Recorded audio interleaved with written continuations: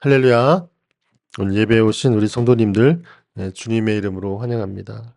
오늘은 창세기 11장 27절에서 12장 9절까지의 말씀입니다.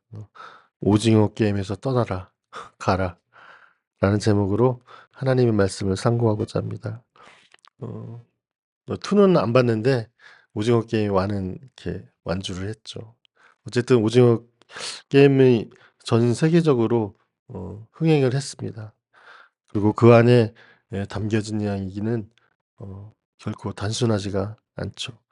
살아남기 위해서 서로를 속이고 또 밟고 경쟁하는 무자비한 구조, 또한 권력지향적, 또한 재물지향적인 그러한 인간의 모습들 속에서 인간들은 점점 인간성을 상실하게 됩니다. 그리고 목적이 우선시되는 게 아니라 수단과 목적이 뒤바뀐 채 살아가고 있는 모습들을 발견하게 됩니다.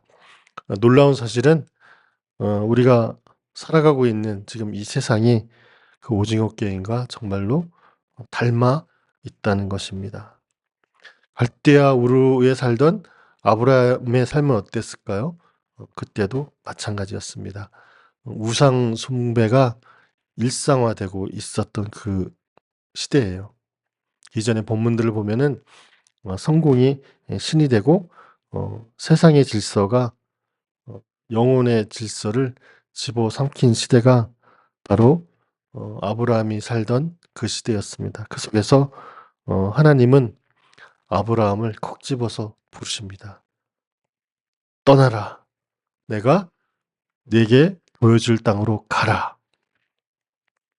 오늘 이 말씀은 단지 하나님께서 아브라함에게만 주신 말씀이 아닙니다. 오늘을 살아가는 우리, 세상의 시스템 속에서 경쟁하고 지치고 타협하여 살아가는 우리에게도 동일하게 주시는 하나님의 외침입니다. 그 게임에서 나와라. 익숙하고 편안하고 자유로운 것 같지만 그 하나님이 없는 그 자리에서 즉각 떠나라. 내가 너를 부른다. 그리고 내가 너를 인도해 낼 것이다. 오늘의 설교 제목은 단순히 말장난이 아닙니다. 경쟁해야 살아남고 타협해야 버틸 수 있는 이 시대. 하나님 없이 괜찮다, 할 수 있다, 나는 할 수 있다, 생각대로 되는 이 시대다 라고 선동되고 있는 그러한 시대, 그리고 그렇게 살아보려고 하는 시대, 이 시대의 현실을 정면으로 꿰뚫는 말씀입니다. 우리는 그 게임에서 살아남기 위해 너무 많은 것을 잃고 있지는 않습니까? 하나님께서 지금 그 게임을 멈추라고 하십니다. 그리고 어디로 가라고 하십니까? 진짜 생명의 일, 생명의 길, 예수 그리스도를 바라는 길, 저 천성을 향하여 가라고 말씀을 하십니다. 오징어 게임에서 떠나라, 가라는 하나님의 부르심 앞에 있는 우리 모두의 이야기가 바로 오늘 본문 속의 아브라함의 이야기입니다. 오늘 말씀을 통해서 우리는 세 가지를 함께 살펴보려고 합니다. 하나님은 누구를 부르셨는가? 그 부르심에 아브라함이 어떻게 반응을 했는가? 그리고 그 부르심 앞에 우리는 무엇을 선택해야 하는가? 이제 말씀을 살펴보도록 하겠습니다. 아브라함의 이야기는 어디서부터 시작되고 있습니까? 창세기 11장을 보니까 바벨탑 사건 이후에 족보로 거슬러 올라갑니다. 바벨탑 사건 이후에 셈의 족보가 기술되어 있죠. 27절을 보니까 셈의 후손인 데라가 있습니다. 그 데라에게는 아브라함과 나홀과 하란이라는 세 아들이 있었고, 아브라함은 하란의 딸인 사레와 결혼을 하게 되었습니다. 이들이 살고 있는 곳을 주목해 보세요. 이들이 살고 있는 곳이 어디였습니까? 갈대아 우르라고 되어 있습니다. 오늘날의 이라크 남부 지역이에요. 메소포타미아 문명의 중심지였고, 얘가 우상 숭배의 진원지였습니다. 아브라함과 그의 가족 또한 그러한 문화의 영향력 속에서 살아가고 있었습니다. 이 점은 오늘날을 살아가는 저와 여러분의 모습과 같습니다. 지금 우리가 살아가고 있는 이곳이 갈대아 우르와 비슷하죠. 우상들이 가득 차 있고 날마다 세상의 가치관과 유혹 속에서 살아가고 있습니다. 보이는 것이 다인 것처럼 돈을 모으죠. 돈이 최고의 가치인 것처럼 우리가 목적으로 살고 있습니다. 그리고 성공은 지향적이고 외모 지상주의 속에서 살아가고 있고 또 쾌락을 추구하는 모습들이 많이 나타나고 있습니다. 그래서 때로는 우리 기독교인의 마음속에도 그러한 것들이 스며들어서 기독교인인지 아니면 믿지 않는 사람들인지 구분이 안 갈 정도로 대화도 참 잘 되고 그 속에 스며들어서 같은 목적을 갖고 사는 것처럼 구별이 안 되는 삶을 살아가기도 합니다. 이러한 삶을 살아가고 있었던 어느 날 아브라함에게 놀라운 은혜가 임하는 것이죠. 그리고 말씀하십니다. 하나님께서 아브라함에게 말씀하셨어요. 떠나라, 가라. 어디를 떠나라는 겁니까? 너는 너의 고향과 친척과 아버지의 집을 떠나라. 그리고 어디로 가라고 하십니까? 내가 내게 보여줄 땅으로 가라. 여러분, 이 말씀에서 주목할 것이 있습니다. 부르심의 주체가 과연 누구신가 한번 보시기 바랍니다. 아브라함이 먼저 하나님을 찾아갔습니까? 그렇지 않습니다. 하나님이 주권적인 은혜로 먼저 아브라함을 찾아가셨습니다. 아브라함의 모습 속에서 어떠함을 하나님은 찾지 않으셨어요. 그의 공로나 자격이 있기 때문에 어떤 기준이 있기 때문에 아브라함을 찾아가시지 않았습니다. 마찬가지입니다. 우리의 구원은 우리의 어떠함이 있지 않다는 것이죠. 하나님의 택하심은 우리의 조건과 부합하지 않다는 거예요. 어떤 행위나 노력에 있지 않다는 것입니다. 오직 하나님의 무조건적인 선택이죠. 그리고 하나님의 무조건적인 전적인 은혜에 달려있다는 것을 우리가 알 수가 있습니다. 우상 숭배의 땅, 죄악이 만연했던 곳, 그곳에 아브라함이 살고 있었습니다. 그의 모습이 어떠했냐면은 여호수아서에 이렇게 기록하고 있습니다. 24장 2절입니다. 거기에 보면은 옛적에 너희의 조상들 곧 아브라함의 아버지 나홀의 아버지 데라가 강 저쪽에 거주하며 다른 신을 섬겼으나 아버지 데라가 다른 신을 섬겼다라고 기록을 하고 있습니다.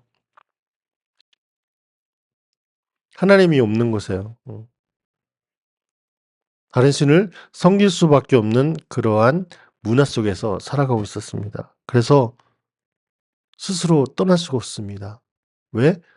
영적으로 하나님을 보지 못했기 때문에 손을 잡을 곳이 없었던 것이죠. 우리가 모두 죄인이며 하나님의 진노 아래서 심판받을 수밖에 없는 존재잖아요.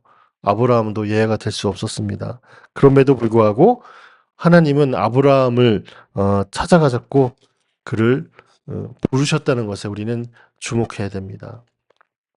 이것은 물리적인 부르심뿐만 아니라 영적인 부르심이었습니다. 이 세상의 삶의 방식, 죄된 삶의 방식을 떠나서 하나님이 보여주실 새로운 삶의 길로 나아가라는 하나님의 강력한 영적인 메시지였던 것입니다. 그리고 하나님의 부르심과 함께 놀라운 약속이 주어졌습니다. 어떤 약속입니까? 우리 12장 2절과 3절을 함께 읽겠습니다. 시작. 내가 너로 큰 민족을 이루고 내게 복을 주어 내 이름을 창대하게 하리니 너는 복이 될지라. 너는 축복하는 자에게는 내가 복을 내리고 너를 저주하는 자에게는 내가 저주하리니 땅의 모든 족속이 너로 말미암아 복을 얻을 것이니라 하시니라. 큰 민족을 이루겠다. 또 하나가 복의 근원이 되게 하시겠다. 그리고 축복의 통로가 되게 하시겠다. 이 약속을 하시면서 아브라함을 이렇게 부르시는 장면이에요. 그리고 이 약속은 아브라함의 자손으로 오신 예수 그리스도를 통하여서 모든 말씀이 성취되었습니다. 큰 민족을 이루겠다는 것은 어떤 말이에요? 예수 그리스도를 믿는 자들에게 하나님 나라를 허락하셨죠. 하나님 나라의 백성이 되는 그런 은혜를 누리면서 살아갈 수 있습니다. 큰 민족을 이루겠다. 이 근원이 되게 하시겠다는 것은 이것도 마찬가지로 그리스도 안에서 이루어졌다는 것이죠. 예수 그리스도께서 십자가로 죄와 사망의 저주에서 우리를 해방시키셨습니다.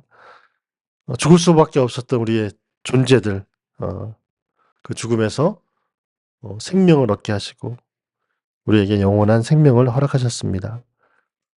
우리는 예수 그리스도를 통해서 아브라함에게 약속된 복을 온전히 누리게 되었다는 사실을 날마다 감사하게 되는 것이죠.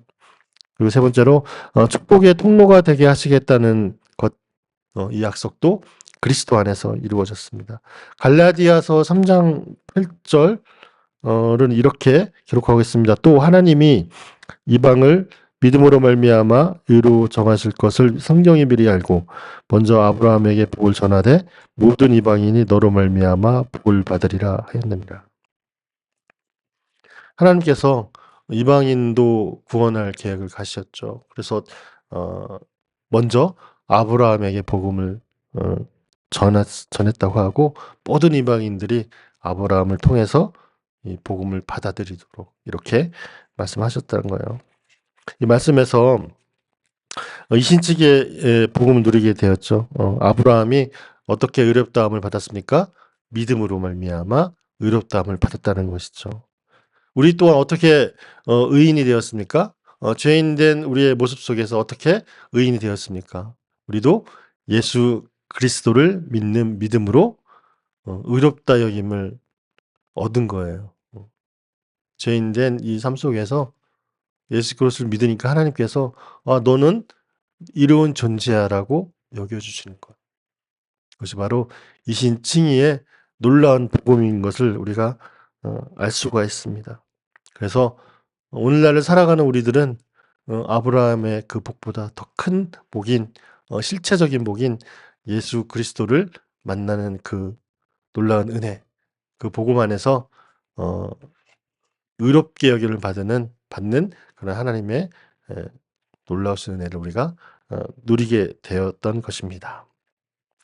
아브라함은 하나님의 부르심과 약속에 대해서 어떻게 반응하셨습니까? 창세기 12장 4절 5절을 우리 함께 읽겠습니다. 시작. 이에 아브라함이 여호와의 말씀을 따라갔고 롯도 그와 함께 갔으며 아브라함이 하란을 떠날 때에 75세였더라. 아브라함이 그의 아내 사레와 조카 롯과 하란에서 모은 모든 소유와 얻은 사람들을 이끌고 가나안 땅으로 가려고 떠나서 마침내 가나안 땅에 들어갔더라.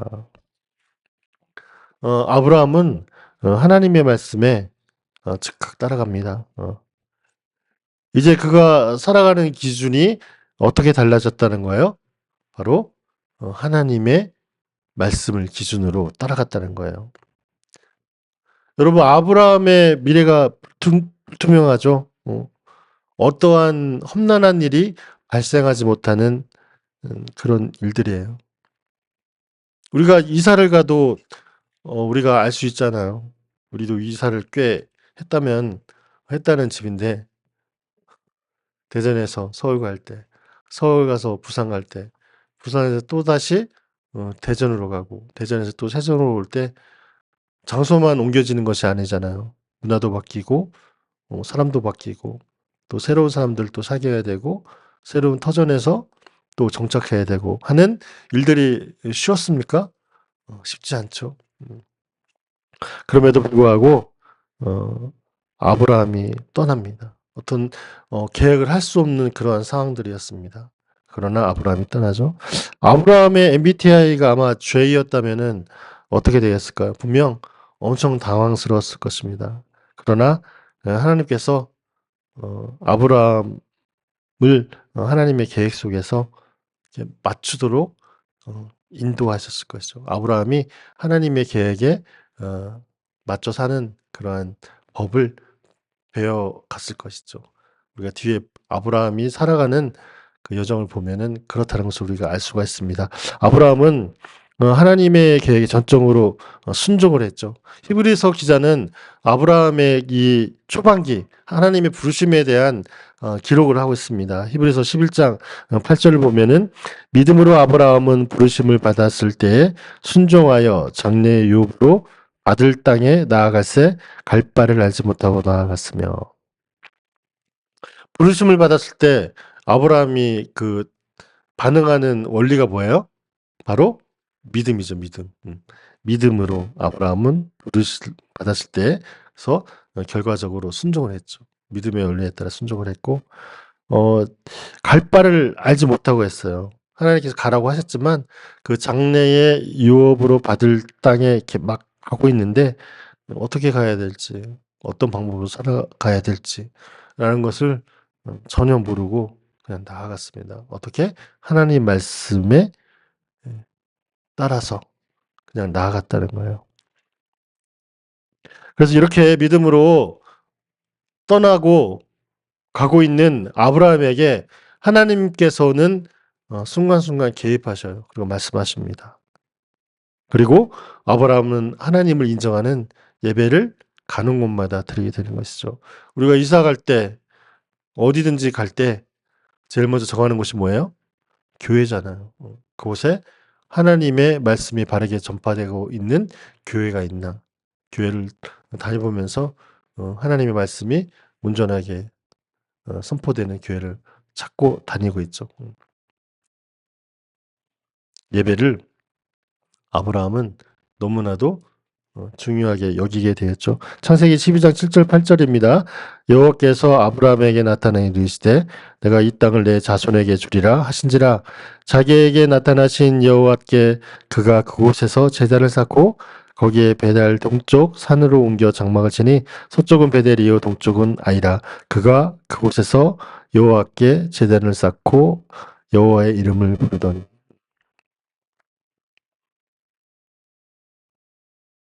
예배 드리면서 어떤 생각을 했을까요, 아브라함이? 하나님 말씀 붙잡고 여기까지 왔습니다. 하나님만 의지하겠습니다. 하나님 감사와 찬송과 영광을 드립니다. 앞으로의 모든 삶 가운데 하나님께서 나와 나의 가정과 함께 하실 줄 믿습니다. 저를 받아주시옵소서라고 기도를 하지 않았을까요? 사랑하는 여러분, 하나님께서 우리를 부르심과 그 부르심에 대한 우리의 반응은 어떠합니까? 우리는 그리스도 안에서 은혜로 부르심을 받은 자들입니다. 하나님께서 아브라함에게 말씀하셨던 것처럼 우리에게 동일하게 요구하십니다. 떠나라, 그리고 가라. 어디를 떠납니까? 여러분의 갈대야 우르는 어디입니까? 하나님이 보이지 않게 하는 곳, 하나님을 섬기지 못하게 하는 곳, 우상이 만연한 곳, 너무나 편리하고 익숙해서 하나님이 생각나지 않는 곳, 이 세상의 가치관에서 떠나라. 질문을 잠깐 돌려볼게요. 여러분들은 무엇을 중요시 여기며 의지하고 살아가고 있습니까? 주님보다 더 의지하고 하는 것이 있다면 그것이 우상이잖아요. 사람이 될 수도 있고 이념이 될 수도 있고 돈과 외모와 권력과 명예 모든 것 앞에 주님이 있다고 여러분은 말을 할 수가 있습니까?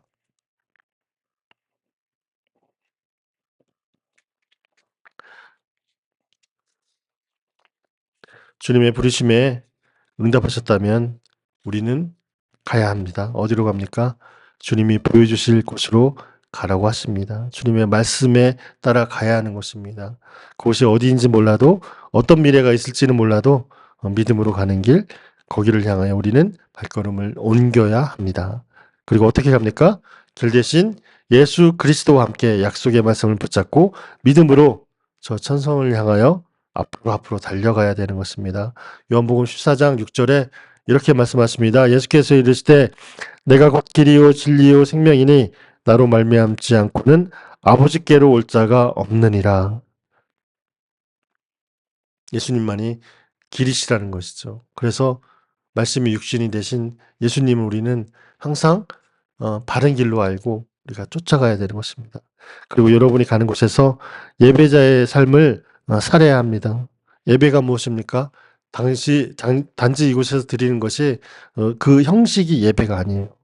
하나님이 누구신지에 대한 우리의 가장 깊이 하는 것이 깊이 깊은 인정을 하는 것이 바로 예배입니다. 아브라함은 가는 곳마다 제단을 쌓았습니다. 예배는 그에게 삶의 방향이자 정체성 그 자체였습니다. 이제는 저의 모든 삶의 중심과 나를 인도하시고 구원하시는 분은 하나님이십니다. 다른 어떤 것도 나에게는 소중하지 않습니다. 오직 하나님만 나의 길이시고 진리시고 나의 의미입니다. 그래서 아브라함은 하나님을 인정하고 높이는 우리의 최상의 행위와 믿음의 고백인 예배를 가는 곳마다 드렸던 것입니다. 여러분 언더우드 다 아시죠? 청년 미국 사람이에요. 미국의 뉴욕 대학교를 나왔습니다. 그래서 공부하고 신학을 마친 뒤에 언어도 천재였나 봐요. 영어, 라틴어, 그리스어, 또 과학에도 능통한 엘리트 청년이었습니다. 목회자가 될 수도 있고 미국에서 뭐 교수나 의사로서의 인정된 삶을 살아갈 수도 있는 그러한 그 공부도 많이 하고 그 사회적 위치에 있었던 사람이었죠. 어느 날 언더우드가 기도를 합니다. 근데 하나님께서 이런 감동을 주세요. 아무도 가지 않는 곳, 복음이 전해지지 않는 땅으로 가라. 그곳이 바로 조선이었죠. 미국에서의 안전된 삶을 다 내려놓고 복음도 들어오지 않았던 조선 땅을 향하여 언더우드는 떠났습니다. 그는 말했습니다. 주님이 부르시기에 갑니다. 그분의 떠남의 순종이 오늘 우리에게 복음을 가져다 주었습니다. 오늘 하나님은 우리에게도 말씀하십니다. 너는 내 본토와 친척과 아비의 집을 떠나 내가 내게 보여줄 땅으로 가라. 여러분이 안정되고 정착해 있는 갈대아 우르는 어디입니까? 여러분은 믿음으로 어디를 향해 떠나야 하겠습니까? 지금도 주님이 날마다 우리를 부르고 계십니다. 아브라함처럼 믿음으로 떠나기 바랍니다. 그리고 말씀을 쫓아 순종을 하면서 가는 곳마다 예배자의 삶을 살아가시기 바랍니다. 하나님의 부르심에 응답하는 우리 모두가 되시기를 주님의 이름으로 간절히 축원합니다. 기도하겠습니다.